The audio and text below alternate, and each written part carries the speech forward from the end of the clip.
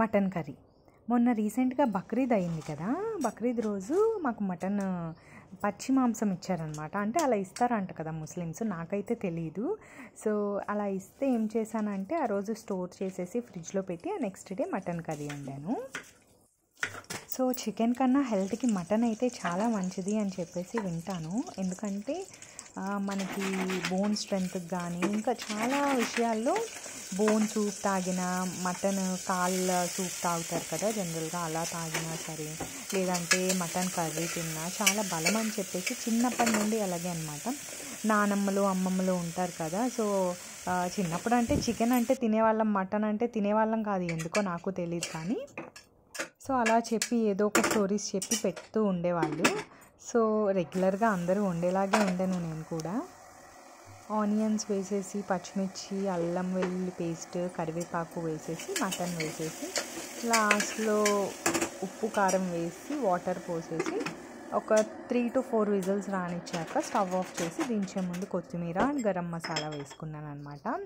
Taste అయితే చాలా బాగుంది. అంటే కూర బాగా దగ్గరికి రానిచ్చేసాను. అంటే ఎక్కువ వాటరిష్గా ఉండడం కన్నా కూర దగ్గరికి రానిచ్చేస్తే బాగుంటుంది కదా అని చెప్పేసి అలా దగ్గరికి రానిచ్చేసాను. మీన్వైల్ ఇలా అవుతున్నప్పుడు నేను పక్కన గ్రీన్ టీ ప్రిపేర్ చేసుకుంటున్నాను అనమాట. సో అలాగా మొన్న మేము మటన్ కర్రీతో నైట్ డిన్నర్ అనేది ఫినిష్ చేసాము.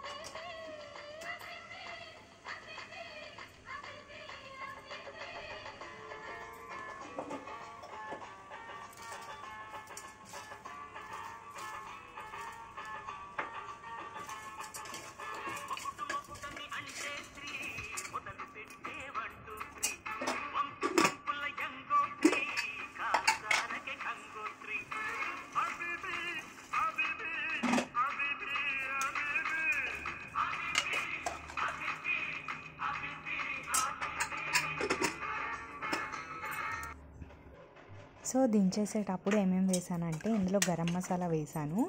నెక్స్ట్ తర్వాత గుర్తొచ్చింది, ఓకే మటన్ మసాలా కూడా వేయాలి కదా అని చెప్పేసి అప్పుడు మటన్ మసాలా కూడా వేసేసి కొత్తిమీర వేసుకుని తీసేసాను అనమాట. వేడివేడి అన్నంలోకి ఇది వేసుకుని తింటే చాలా బాగా అనిపించింది. అండ్ రసం ఇది కాంబినేషన్ అయితే చాలా బాగుంటుంది కదా. మీలో ఎంతమందికి ఇలాంటి కాంబినేషన్ ఇష్టం? సో అదనమాట మా dinner. Thank you for watching our video.